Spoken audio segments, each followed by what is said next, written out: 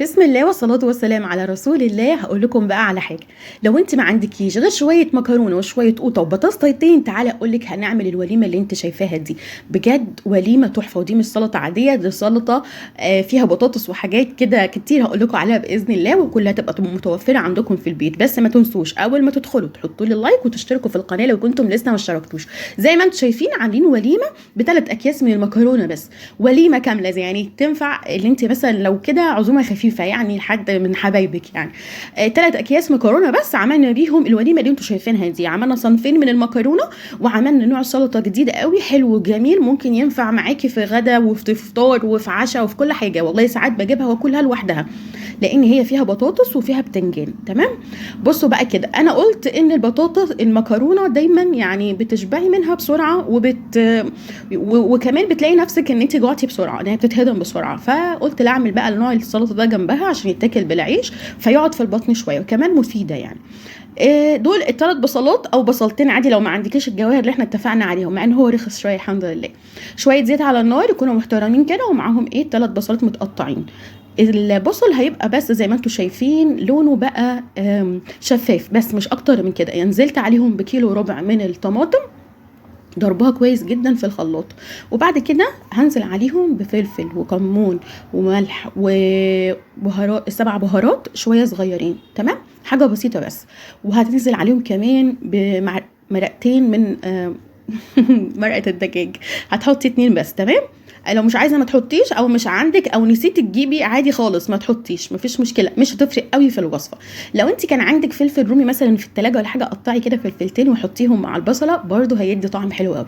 ما عنديش خلاص عادي جدا، عملناه من غير فلفل وطلع زي الفل. دول شويه سكر عشان الحموضه كده، وبتدي تسكيره حلوه قوي للصلصه بتاعتي. سيبناها بقى على النار، انا مش هسبكها جامد، ده انا هخلي بس لونها يتغير عشان انا عايزه الميه هي اللي هتخلي المكرونه بتاعتي تستوي. تمام. البطاطستين حزينتين كانوا عندي، قلت لا ما اسيبهمش حزانه، لازم ان انا اشغلهم كده. لو انا عندي بتنجان كنت هحط معاهم، بس هي هتنفع من غير بتنجان. هتنفع من غير بتنجان عادي خالص. هي طبعا القيمه الغذائيه كده تبقى اعلى بالبتنجان، بس ما عنديش بتنجان يعني هعمل ايه؟ كفايه البتنجان اللي الواحد عايش فيه. فقلنا خلاص احنا هنقطع البطاطس تبقى رفيعه زي ما انتم شايفين. عايزاها رفيعه عشان تستوي معاكي، لو مكعبات كبيره مش هتستوي. وهنقليهم. تمام. دول المكعبين اللي قلت لكم عليهم. حطوهم بقى فين دلوقتي كده؟ حطيهم في التسبيكه بتاعتك. ده نص كيلو نزلت فيه في الطاجن الكبير. خلي بالك ان المكرونه بتنفش، فطبعا يعني شايفه الطاجن اللي انا بحط فيه دلوقتي ده، لا انا كده كتير هفضي منه دلوقتي، فاهماني؟ وهفضي كمان من ده اهو، شايفه اهو، لان الطاجن اللي ورا ده اكبر شويه، وده خدت منه برضو حطيت في الكبير، لان المكرونه بتنفش جامد يعني. يا دوبك قوي كده هيبقى مغطي وش بعد ما يستوي هتلاقيها عليت وبقت مغطيه دوبك على قد الطاجن يعني، فاهماني؟ شايفين الصلصه بتاعتي عامله ازاي؟ لونها بس اتغير، يعني اللون بتاعها بس اتغير، وهو ده اللي انا عايزاه عشان يبقى فيها ميه كتير. عشان تسوي المكرونه تستوي ازاي. تمام.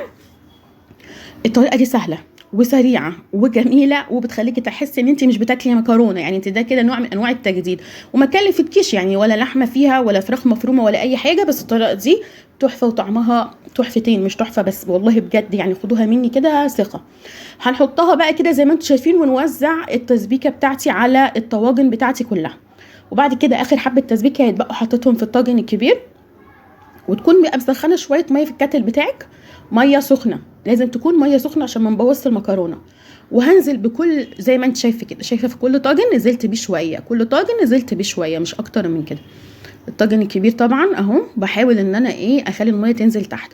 ممكن انت تعملي حركه تحطي تسبيكه من تحت، وتحطي تسبيكه في نص المكرونه، وترجعي تكملي الباقي مكرونه. بس هي لما انا عملتها بالطريقه دي ما لقيتش في فرق كبير، بس انت ممكن تعملي كده برضو، ان انت تحطي شويه تسبيكه وبعد كده شويه مكرونه، وبعد كده تحطي شويه تسبيكه وشويه مكرونه كده، وفي الوش تحطي عليه كتير من التسبيكه بتاعتك. غطيته بورقه فويل، وهعمل فتحه كده بسيطه فيه عشان يستوي كده مع نفسه وهو في الفرن. تمام. لازم تغطيه طبعا. دخلته بقى كده الفرن بتاعي وحطيته على ارضيه الفرن. تمام. ما تعليش النار عليه قوي، نار متوسطه. قلت انا لسه هقطع في البلانشه، لا شيلي البلانشه دي. لسه هقطع، كنت مستعجله الصراحه وعايزه اخلص يعني، مش وقت تقطيع البلانشه، عايزه اعمل بقى نفسي من الناس اللي هم الشيك اللي بيقطعوا على بلانشات وكده، بس لا مش قادره يا ناس، يعني الطبيعه بتاعتي الصراحه ان انا ما بقطعش على بلانشه خالص، يعني بقطع كده على الايدين. وبعدين قلت نوجه خليكي شيك كده وحاولي تقطعي على بلانشه يعني، فقطعت يعني كفايه عليكم ان انا قطعت الكزبره بتاعتي على بلانشه. تمام. لو انتم موجودين معايا لحد دلوقتي ما تنسوش تحطوا لي اللايك الجميل بتاعكم وتشتركوا في القناه لو كنتم لسه ما اشتركتوش، واهم حاجه تكتبوا لي تعليق كده تشجعوني فيه، لان القناه ما شاء الله يعني نايمه نوم مش طبيعي. مسكت بقى كده قطعنا ليها قطيتين زي ما انتم شايفين على البطاطس اللي احنا قليناها، وبعدين قطعت عليها كزبره مش شبت ولا بقدونس، لان بقدونس انا بحس انه ملوش طعم. مسكت 3 فصوص من الثوم او 4 على حجم الكميه اللي انت هتعمليها، بس كفايه 3، انا بعد ما وريتكم 4 استخدمت 3 بس، ونص قرن من الشطه. عندك رومي تمام، عندك يعني اللي هي الحراقه تمام، دقيهم كويس وحطي عليهم شويه خل، ولو عندك ليمونه عصري عليها نص ليمونيه، بس كميه الخل دي كانت عشان ما عنديش ليمون، فانت تقللي الخل عشان انت لسه هتحطي ليمون. تمام. مفيش، استخدمي خل زي ما انت شايفه. قطعت عليها بصلايه، ايوه البصل مهم جدا. تمام. وحطيت عليها شويه ملح وشويه كزبره وبس، يعني عايزه فلفل اسود تمام حطي. لو انت عندك بتنجان زي ما قلت لك برضه هتقلي بتنجان وتحطيه. انا بدوقها كده طبعا عشان اشوف طعمها عامل ازاي، حسيت انها لسه ناقصها شويه ملح فحطيت لها شويه ملح.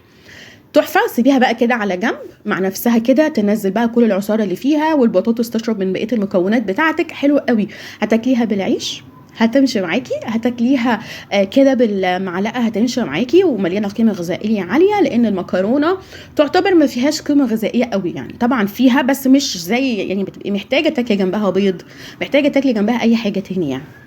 المهم مسكنا بقى دول نعمل شويه مكرونه تاني، نوع تاني بقى بعملها بالثوم. يا جماعه جربوا المكرونه بالثوم، فايتكم كتير. اللي ما عملش المكرونه بالثوم فايته كتير، جربوا كده في نص كيلو وقولوا لي رايكم في ايه، هيعجبكم وانا متاكده يعني.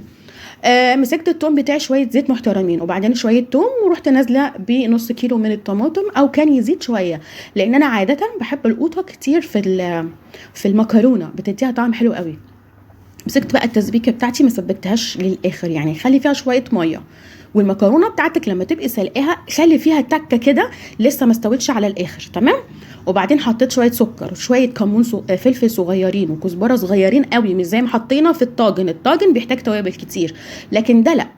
سيبيها بقى تتسبك وتعالي شوفي العظمه دي، شوفي الجمال، لسه بتبقبق قدامك زي ما انت شايفه بنار الفرن، تحفه جدا يعني. انا بقول لكم جربوها يعني وهتستوي معاكم. ايوه هتستوي، خليها على ارضيه الفرن زي ما قلت لك. شايفين الطواجن طالعه عامله ازاي؟ على فكره ممكن تحطي الطاجن بتاعها، تحطي الوش بتاعها جبنه رومي على جبنه موتزاريلا او جبنه موتزاريلا بس، تحفه، وهيبقى شكلها تحفه وبتشد، والاولاد هتحبها وتحس انها اكله ملهاش علاقه بالمكرونه، مع ان هي نفس طريقه المكرونه بس الطريقه مختلفه شويه. شايفين الجمال؟ والله العظيم عظمه عظمه عظمه. انا عملتها قبل كده بجبنه موتزاريلا على الوش، بس للاسف الفيديو ما تسجلش، فالصراحه ما قدرتش ان انا اكلف الموضوع تاني، فعملتها بالطريقه المعتاده من غير ما احط عليها جبنه موتزاريلا عشان تديها شكل. الجبنه الموتزاريلا او الجبنه الرومي تقدري تقولي بتعمل لها كده فخامه، عارفه يعني ايه فخامه؟ بس انا الصراحه زي ما قلت لكم التكلفه كانت تبقى عندي عاليه قوي. عملت المكرونه، عملت البطاطس، السلطه اللي بالبطاطس دي جربوها على ضمانتي وهتعجبكم جدا. تمام. وادي الطاجن زي ما انتم شايفين، عظمه طعم وشكل، وكمان في الطواجن مديله شكل حلو قوي ومديله طعم زي ما قلت لك. الطواجن ما عندكيش طواجن اعمليها في حله بس ما يكونش ليها ايدين، عادي خالص خالص خالص. بس كده، والسلام عليكم ورحمه الله وبركاته. بجد بجد هتعجبكم يعني بجد يعني انا متاكده ان هي هتعجبكم، لانها تكلفتها بسيطه على فكره، يعني تكلفتها مش غاليه ولا اي حاجه، كانك جايبه مكرونه وعاملاها، بس هو الفرق الطريقه. تمام. يعني هي المكرونه، انت كده كده هتجيبي قوطه، كده كده هتجيبي المكرونه، بس الفرق ان انت عملتي اكتر من صنف زي ما انتم شايفين. انا فكرت الفيديو هيخلص هنا بس هو ما خلص، سامحوني بقى. ف يعني بجد طريقتها حلوه، طريقتها سهله، بس كده وان شاء الله تعجبكم، وتكتبوا لي كده في التعليقات اذا كانت